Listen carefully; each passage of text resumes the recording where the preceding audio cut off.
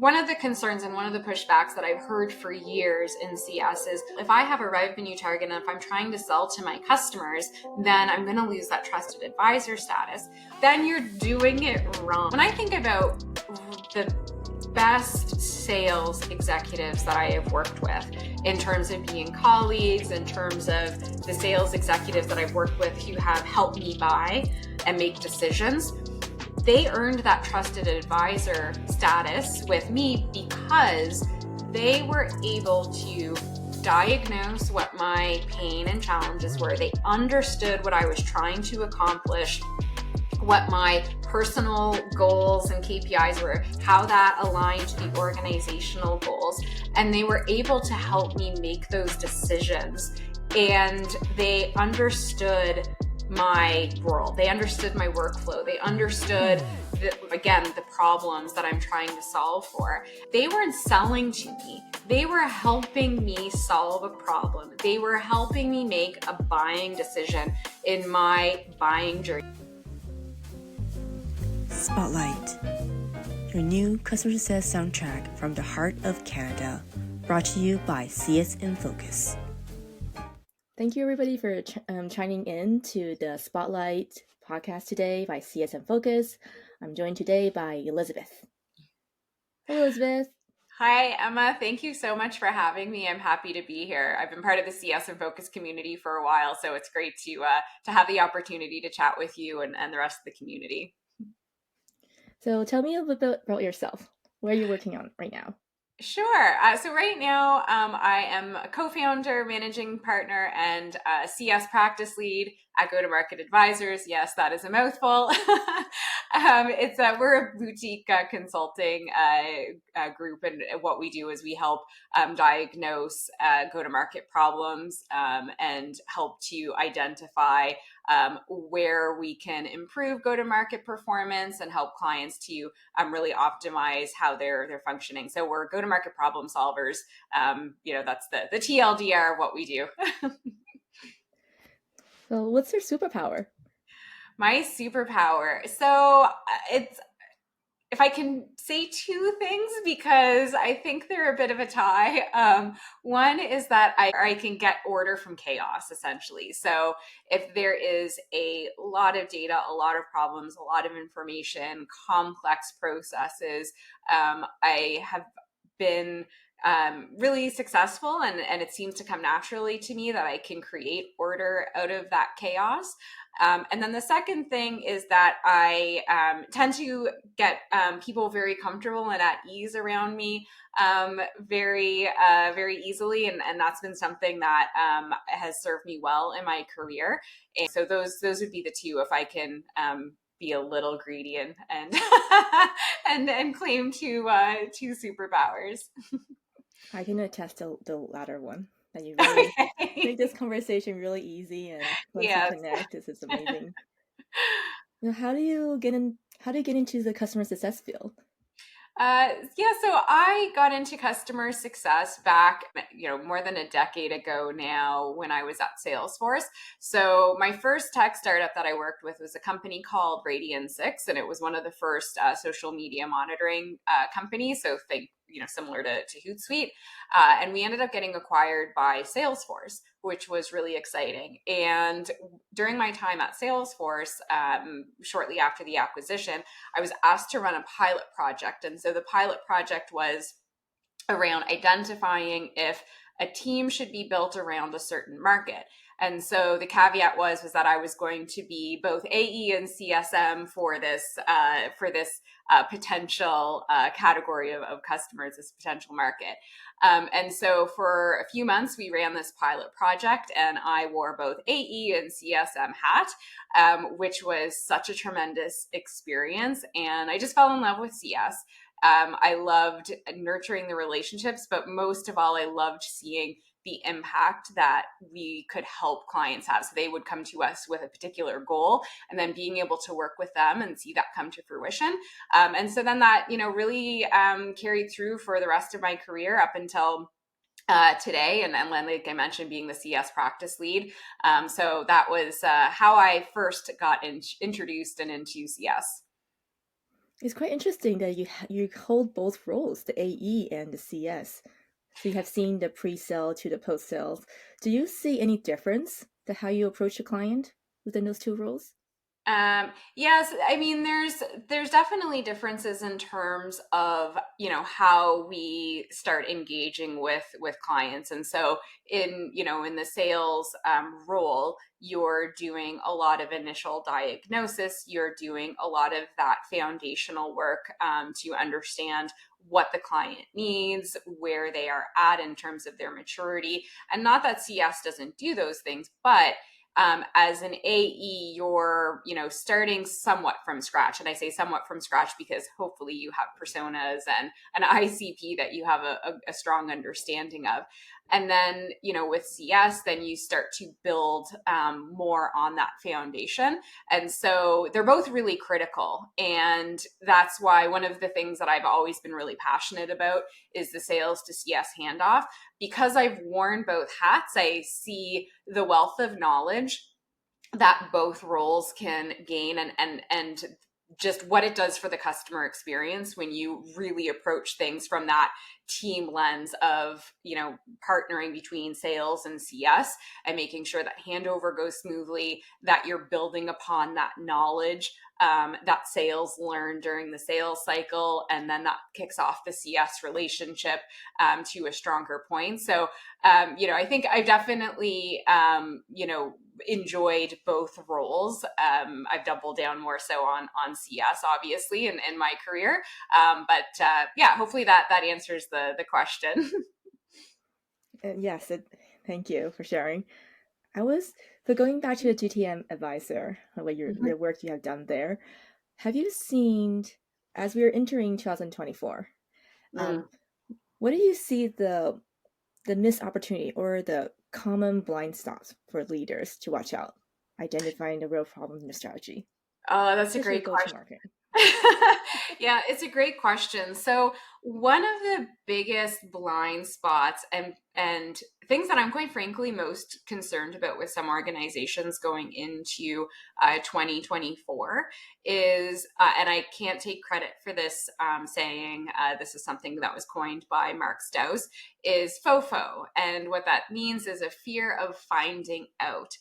So there's a bit of a vulnerability, I think, happening, and a little bit of a fear, not a little bit of fear, a lot of fear, quite frankly, where leaders are a little hesitant to really problem solve and get to the root cause of a lot of problems, because then there's this perception that they will be found out. And so I think whether it's imposter syndrome or ego or something in between that, I think that fear of finding out and a spotlight being put on mistakes that were made is really preventing some leaders from doing a true diagnosis of issues, getting to root cause analysis. And it's not about, and I actually posted about this a couple of days ago, it's not about naming and shaming and being like, oh, you made this mistake. It is about, okay, we made this mistake, maybe we made some wrong decisions, but now let's learn from that and move forward. And so I see a lot of organizations where they're kind of stalled because they're not doing that root cause analysis. They're not really, making a true concerted effort to identify what those problems and mistakes are. And so, that means that we're making decisions based on maybe inaccurate information and data and hypothesis, or even worse, we're not even making decisions at all and we're staying stuck. So I think that's one of the blind spots for sure. The other is data. So a lot of organizations are still struggling with data. They might be stuck in data management instead of being at a point of having, true analytics within their data set. And so I think that's a blind spot as well. And not to belabor the point, but I think problem solving and connecting those problems to what's happening in the macroeconomic environment is something that is not happening to enough of an extent. And obviously everybody knows that the market has shifted. Everybody knows that there's macroeconomic headwinds, to use an overused saying. However, one of the blind spots that I'm seeing with some leaders is, really understanding how that affects decisions, how that affects businesses. So for example, 18 months ago, a CFO wasn't weighing whether to park money in a savings account because interest rates were low. They wouldn't earn any money and things were less risky. But now money is so expensive, cash is so expensive, and every decision has a much higher degree of risk. So a CFO might decide, okay, well, for a short period of time, I'm actually going to park my money in this high earning interest savings account, and that's less risky. And that's what we're going to decide for the short term, because again, cash is so expensive. And so in my conversations with a lot of different people, it's really understanding why this is impacting our businesses, why this is actually impacting the decisions that are made. So I think a business acumen, understanding the why and not just the what, is really important as well. So there's probably a really long answer to a short question, but I think those are some of the fundamental gaps that I've been seeing very consistently. You mentioned, like, back to your first answer about blind spot. What other questions do you think how do you diagnose that? How do we approach it? Because this blind spot's not on our mind, but right. What other questions do you ask to help the leaders well, yeah, this is happening?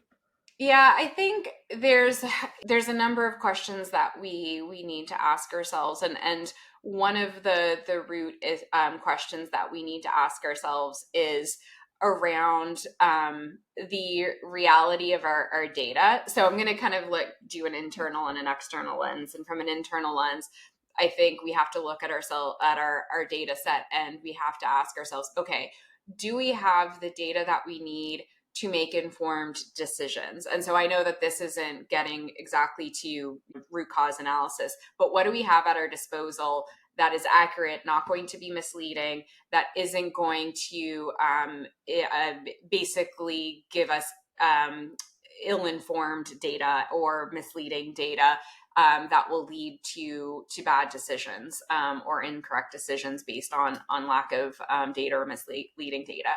So that's one of the things that I think is really, really foundational in terms of what we need to do in the ecosystem, is make sure that we are working with data that works. So then once we start asking the questions, once we start doing some of the quantitative and qualitative analysis, that we're working with, information that's not going to lead us down a bad, rabbit hole, or the wrong rabbit hole. So I think that's kind of important context. And then in terms of what we need to ask ourselves is, how have these economic shifts and how have the market shifts, whether it's looking at technology like AI, whether it's looking at rules and regulations that are changing. So for example, Google is now going to be putting new rules in place for emails and spam, and the risk there is really high. I think we need to take a step back and look at, okay, this is what our strategy has been. This is how we have gone to market. These are, this historically has been our ICP and our personas that we've worked with. Now, with what is changing, how differently do we need to look at our market? Do we need to completely revamp our go-to-market strategy? Is our ICP, quite frankly, no longer our ICP? So, these are really big questions that, again, and the reason why I preface this with data is that hopefully, organizations have the data that as they start asking these questions, they can do things like win-loss analysis. They can pull in voice of the customer data to really understand what the market shifts are, what the, kind of new demand is, what limitations they're now facing, because this is in my almost 20-year career, this is the biggest transformation that I've seen. I've been through the 2008 crisis. I've been through the social media monitoring transformation, and those were significant events. And then, of course, COVID in more recent history. But this is one of the most transformative periods of time. And so I think we really need to look at what our strategy is and how all of these changes are affecting it. And I also think, kind of last thing I'll say on this is we have to stop confusing strategy with operational plans. Sometimes I'm, working with clients or talking to former colleagues and talking about strategy, and what they're bringing to the table is really an operational plan. And so that's important. But what ends up happening without a true overarching strategy, that starts creating silos. And then you don't have sort of that North Star that everybody's working towards. So it's, the answer might not be tactical enough. I just think it's really important right now that we shift our mindset, and then that will inform some of the questions. So I'll pause there, because I know that was a long answer to a short question. I was thinking about what you said about strategy versus operation plan. Mm-hmm. Can you give me an example? What is the biggest confusion there? Yeah. So what I'll often see is that, somebody will say something like, okay, well, our target market is X and our ICP is, and then they'll describe their ICP. And so now we have a go-to-market motion that is informing how, whether it's like lead generation, sales, customer success, how they operate in their day-to-day. So those are extremely important components. But the difference, the way I look at the difference between strategy and operations, a strategy is a set of choices and a set of decisions that guide the company towards achieving their goals. So you have a mission, you have a goal, then your strategy is a set of choices of how you're going to achieve that goal. So yes, it is who you are going after. It is how you are going to go to market. But then where the gap I often see is that the tactical execution and the the plan of how you do those things is what people refer to as the strategy. And so marketing will have their operational plan of how they're going to drive leads and top of funnel. And then sales will have their plan of how they're going to guide buyers through their buyer journey, what their sales process is. Then customer success, you go to post-sale, and they could have a completely different way of segmenting customers, of talking to customers, the messaging.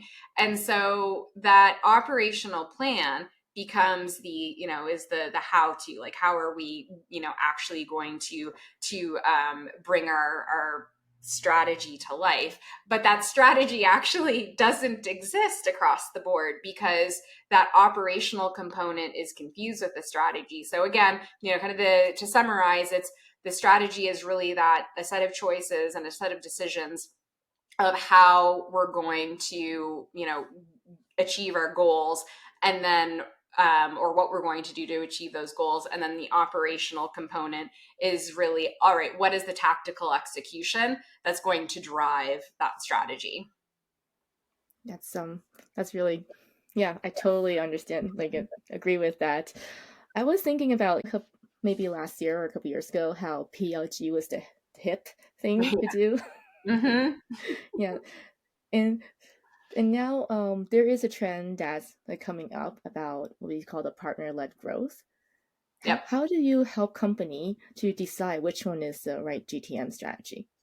So I think, again, it goes back to what the overall strategy of the organization is. And so, this is our mission, this is our goal, and then going back to, what we want to accomplish, how we want to accomplish it. and thinking through, what those set of choices that we're making within the strategy. So for example, if we are going to focus on a sales-led strategy, then the partnership strategy really needs to be a partner component that is more in line with more of an enterprise or mid-market sale, or that sort of thing. Where in terms of a PLG partnership, that's going to maybe be more partnerships around technology. And so, it depends on, I guess, what flavor of partnership that you're looking at as well. So when you think about how you're going to market and how you're operationalizing it, looking at the types of partners that make sense. So the type of partners for a PLG and the type of partners that would help to implement or help bring the technology piece to the forefront is very different than a partner who is going to be more of a enablement partner in terms of like how you use and enabling in a broader ecosystem. So I don't know if that really answers the question, because I think the partner piece, it really depends on what your go-to-market strategy is, what your business strategy is, and then the type of partner that you need to bring in. And maybe it's both. Maybe it's tech partners and maybe it's more of the partners that you'll collaborate with on customers to help enable them within their tech stack and their ecosystem. So not sure again if that answers the question, but hopefully that's helpful. Yeah, you mentioned about how you went through the 2008 and then the social media monitor, and then now coming up the Google, the email. Yes. So how would you suggest a company to stay up to date and relevant?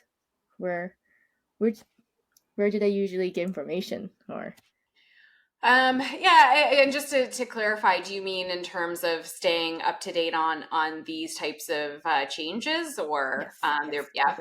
Yeah, I think it's really important to stay in tune with the ecosystem as a whole. So you're leveraging your network on LinkedIn, following good old fashioned news.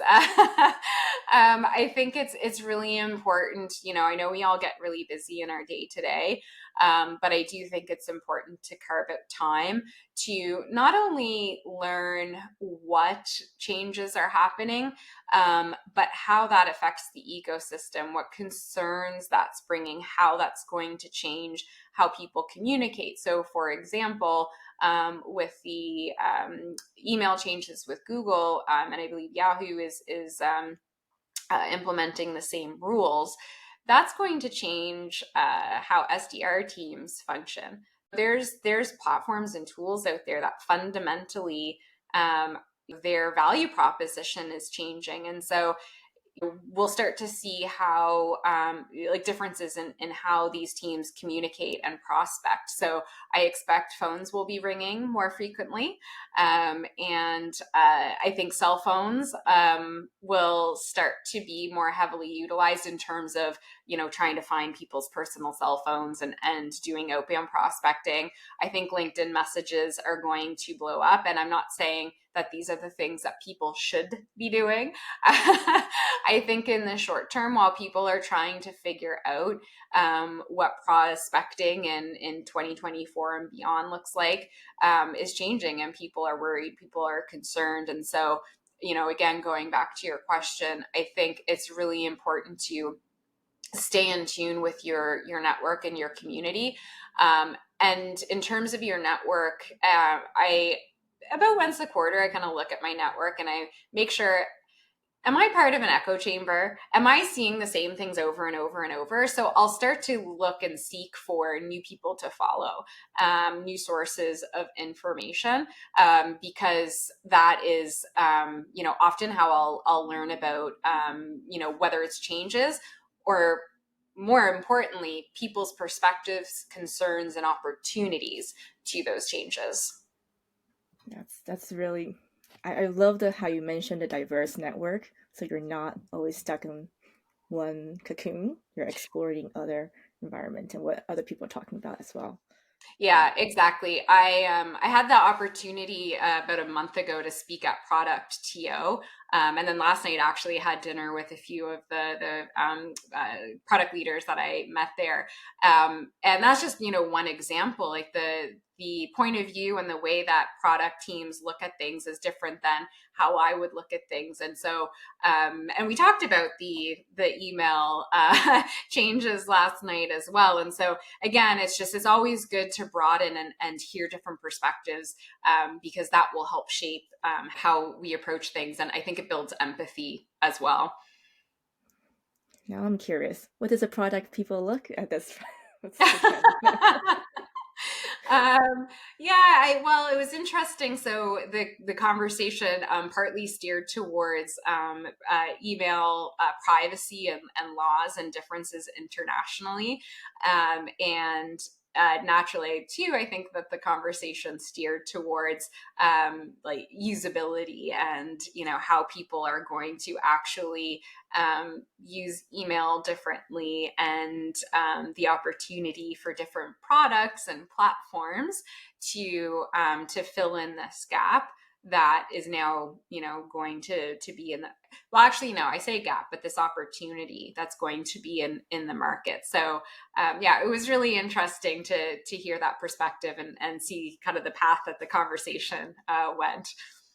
Wow. I keep thinking about the GIF that Will Atkin shared long ago, like he said cold call is dead, this is dead, Yeah. and everything's blowing up, but it's not dead. It's just finding a new way to connect with your customer.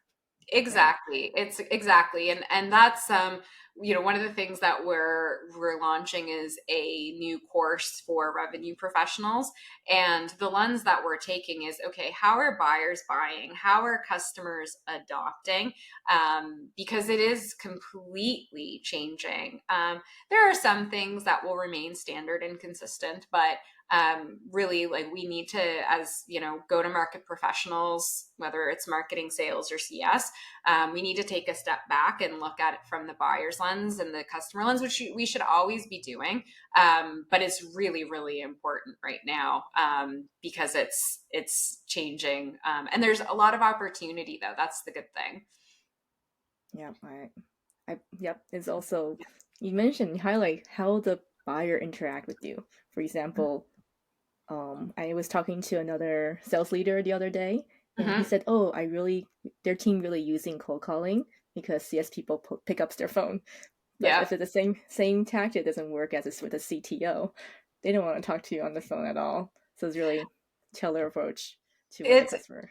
Yeah, it's such an excellent point, because different people, different profiles of people have different preferences of how they like to communicate.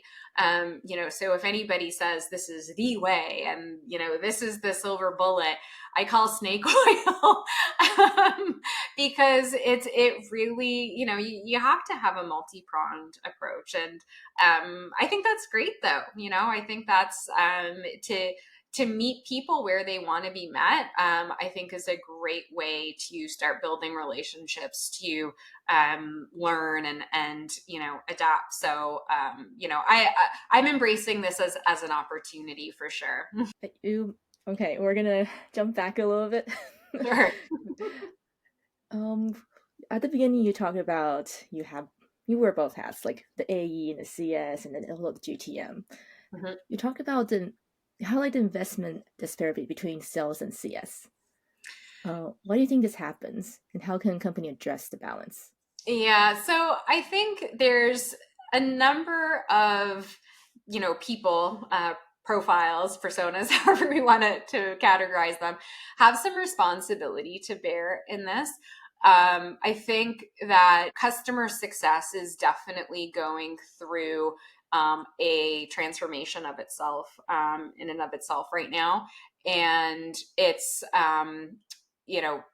to borrow Chad Hornfeld's term, CS is under attack. And I think that, some of the root causes to why this is the case, and why, going back to your original question of the lack of investment from CEOs and companies, is that there hasn't been a consistent enough approach in CS to be data driven and to align to the revenue. And so, 6 years ago, when I would, talk to CS leaders about CS being a profit or a revenue center, I would quite frankly get a lot of side eye and not a lot of buy-in.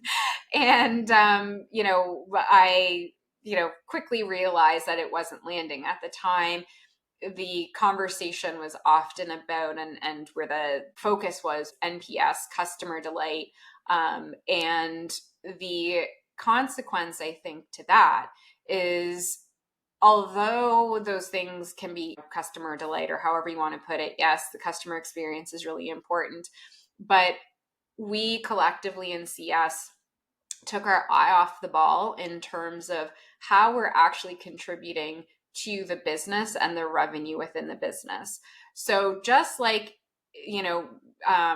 sales and growth at all costs didn't make sense, neither does CS at all costs make sense. And it never did.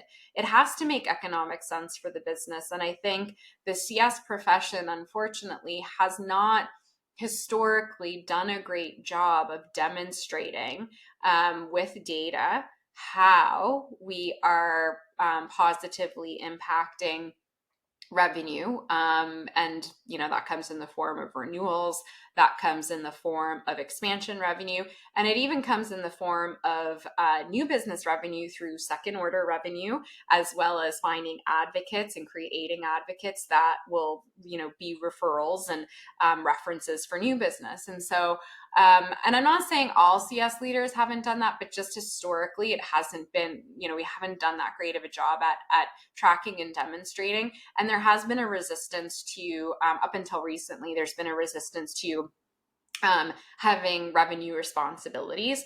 And I think that has hurt the profession. I think that has now, especially, when we're facing the economic headwinds that we're facing, it's really been detrimental to CS because we haven't been able to prove that. And, so teams have been getting cut.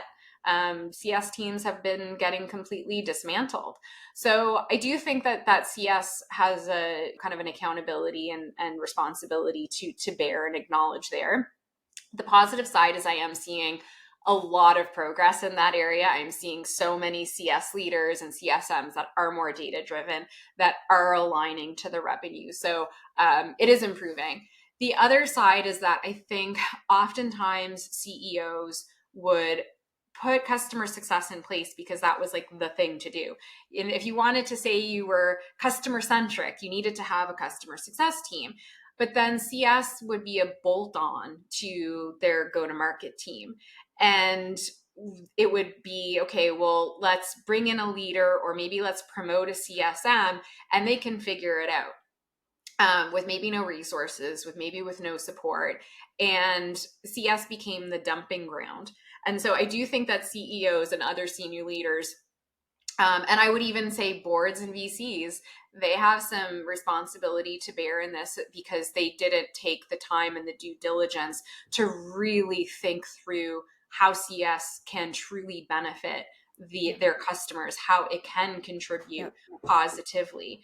And then on the third side, the third part of it is sales. So often sales will have it's kind of like a land grab for any revenue they want to own. So if there is a revenue target, if there's revenue attainment to be had, they want to own it. And so I've seen in a lot of organizations some interdepartmental fighting over revenue responsibility. So in some cases where CS leaders were open and wanted to maybe own renewals or upsells or something of that nature, sales would want to kind of put their arms around anything to do with revenue.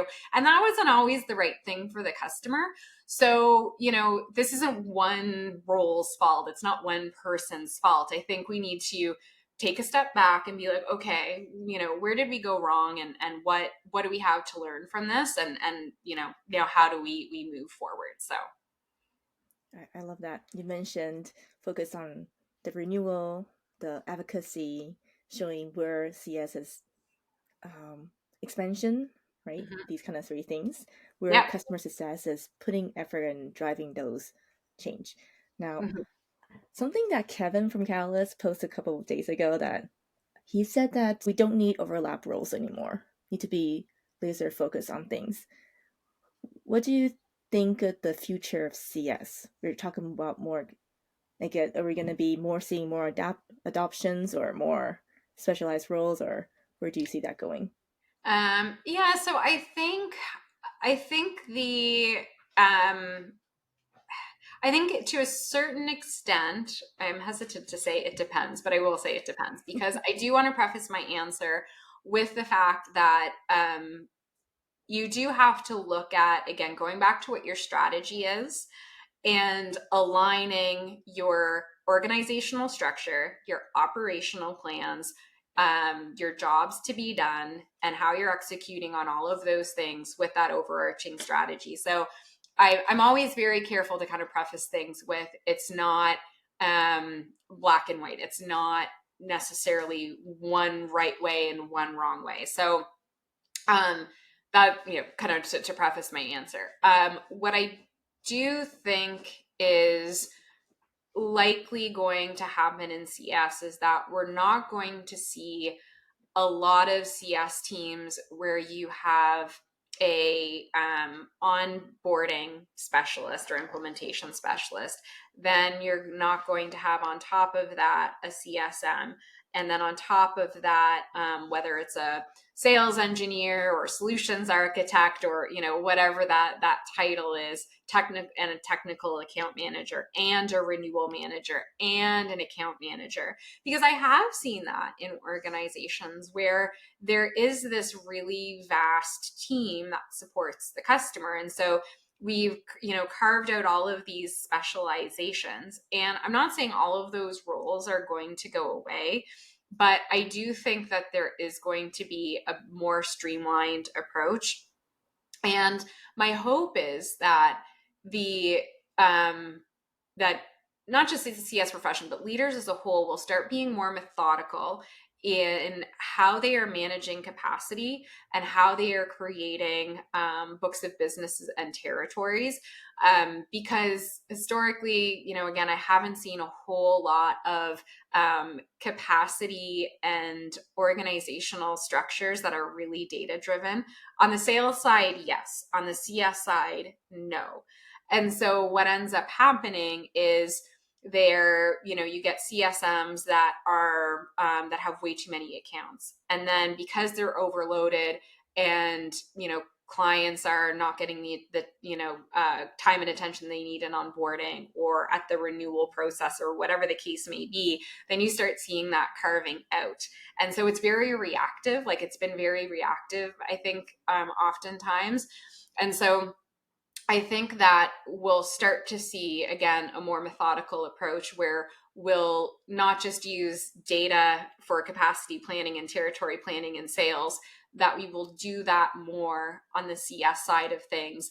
And so you'll see more CSMs that are more specialized in terms of the expectation is going to be that they have a strong industry knowledge, that they're going to have a high level of business acumen, that they are going to be able to have commercial conversations. I think that is going to be the key and the core, is that there is going to be a strong push to that.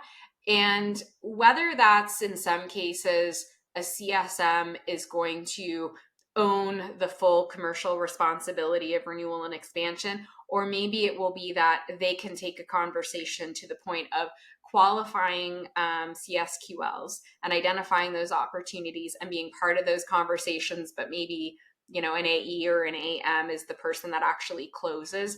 I think vary across different organizations. I do think that we are going to see more of a focus and more of a specialization in terms of business acumen, industry, being that trusted advisor, driving revenue. I think that's the direction that we'll certainly see. So did that answer the Yes. question? Yes, it does. Okay, great.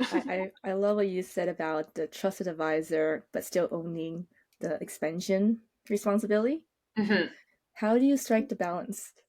I love this question. And I love it so much that in the course that we've designed, there's a whole module that is dedicated to this. So one of the concerns and one of the pushbacks that I've heard for years in CS is, well, if I have a revenue target and if I'm trying to sell to my customers, then I'm going to lose that trusted advisor status. Well, then you're doing it wrong. And by you, I mean kind of the team, the organization, if that's the approach. So, when I think about the best sales executives that I have worked with in terms of being colleagues, in terms of the sales executives that I've worked with who have helped me buy and make decisions, they earned that trusted advisor status with me because they were able to diagnose what my pain and challenges were. They understood what I was trying to accomplish, what my personal goals and KPIs were, how that aligned to the organizational goals. And they were able to help me make those decisions.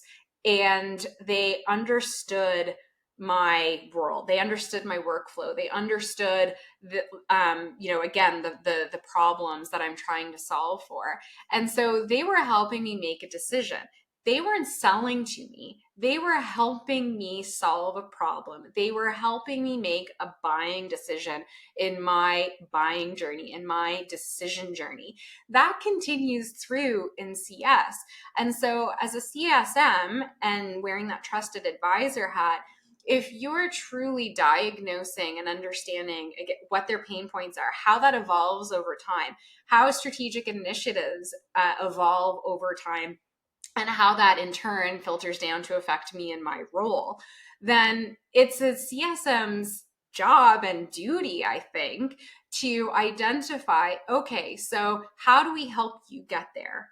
And in some of those cases, in how to get there is going to be leveraging a new feature in my product. It's going to be leveraging, a new product that we're rolling out. It could be, okay, well, if the sales and the CS team are using the same data and the same platform, then that's going to make your roles and cross communication and the customer experience better. Okay, so in that case, there is a cross sell that's associated. But if you're doing it in a way that is aligned to a goal and a problem that your customer is obviously, is struggling with, is tasked with solving, then that's not going to come across as, oh, you're selling. You're helping me. So sometimes a CSM's advice and guidance and direction is going to be associated with a further investment. Sometimes it won't. So if we keep our eye on kind of that North Star of helping them accomplish what they need to accomplish, and oh yeah, sometimes that's going to mean leveraging different things in my product and my service, then that's valuable. And so, I'll give kind of one thing not to do. What you don't do as a CSM team is you don't take your customer list and prospect into them like you would new business and, use your customer list as like a prospecting list to drive CSQLs. It's about, building the relationship, understanding and doing the diagnostic kind of due diligence. So, right way and a wrong way to do it. Oh, I love that. It's really building a relationship first, knowing what they really need. Exactly. Maybe this is a new feature that, you've been looking for. You want to try this out to achieve whatever you're trying to do better. Exactly. And I do want to call it as well in the relationship side is that I don't want to confuse rapport with relationship. So building rapport is very important. I'm not saying that shouldn't be, part of the relationship.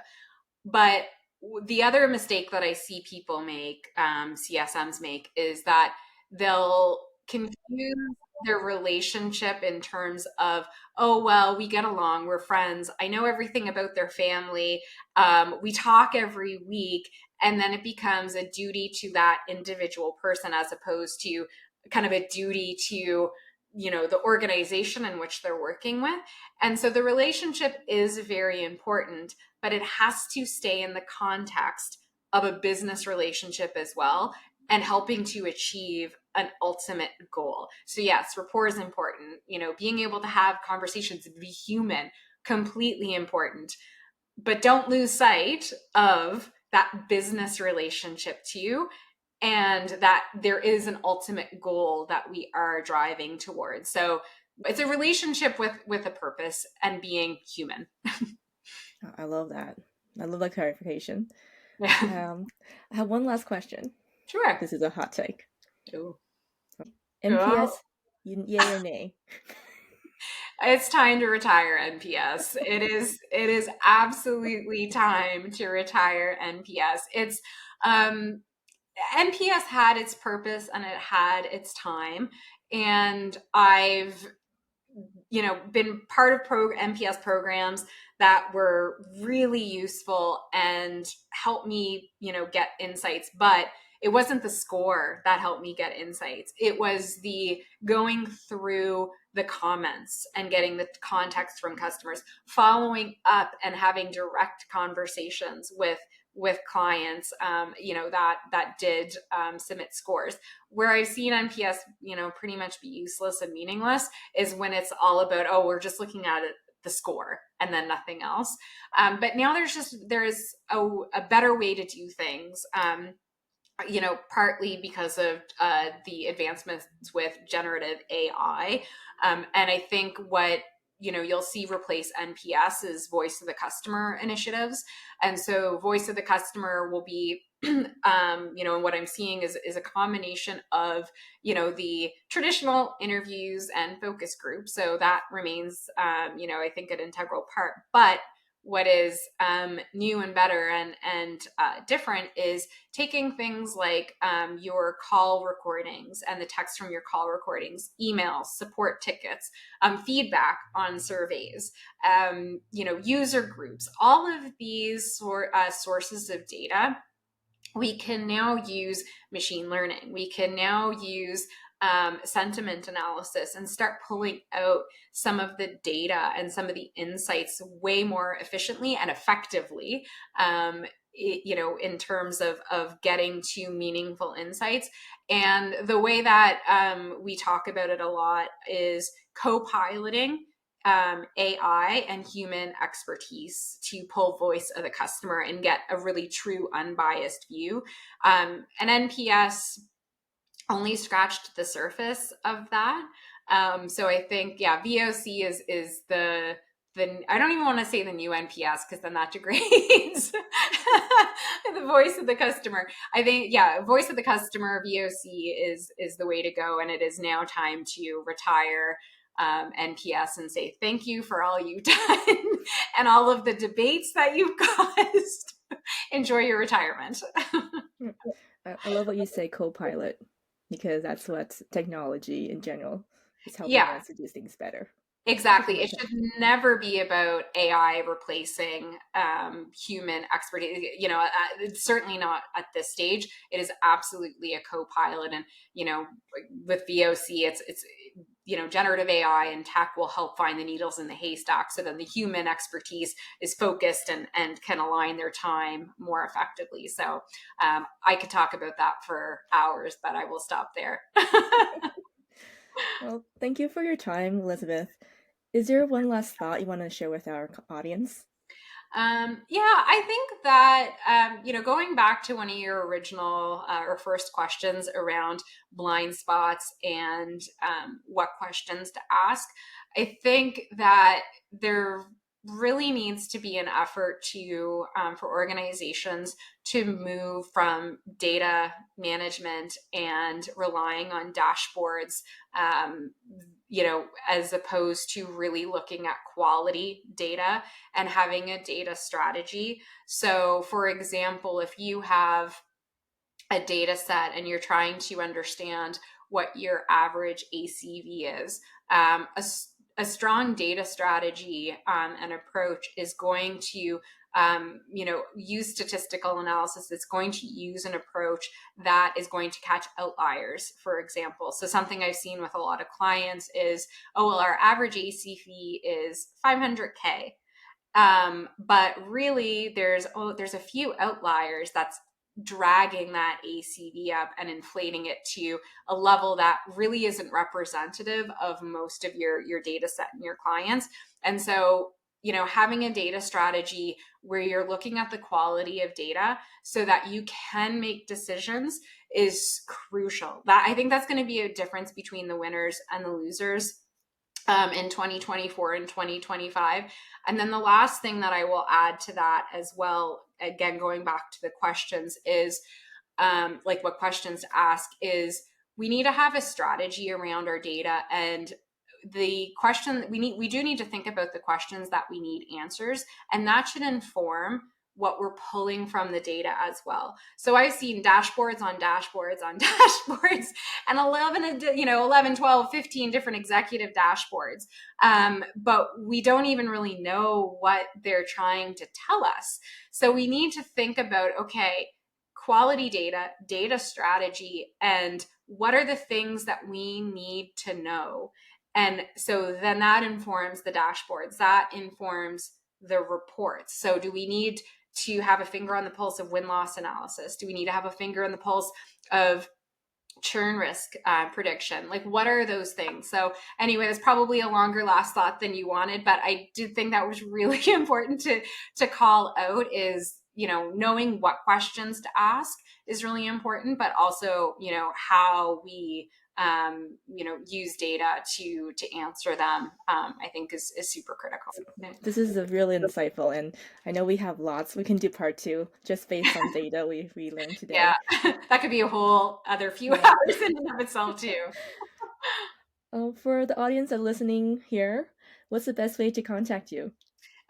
You can follow me on LinkedIn. So you'll find me under Elizabeth Italiano, not a super common name, so I'm pretty easy to find on LinkedIn. Or if you have any questions related to go-to-market and customer success, feel free to email me at elizabeth@gtmadvisors.com. Thank you so much. Thanks for having me, Emma. It was great talking with you. Wherever we go, we always have CS in focus. Thanks for listening. And don't forget to check out our community at csinfocus.com. If any topics you'd like to explore further, let us know.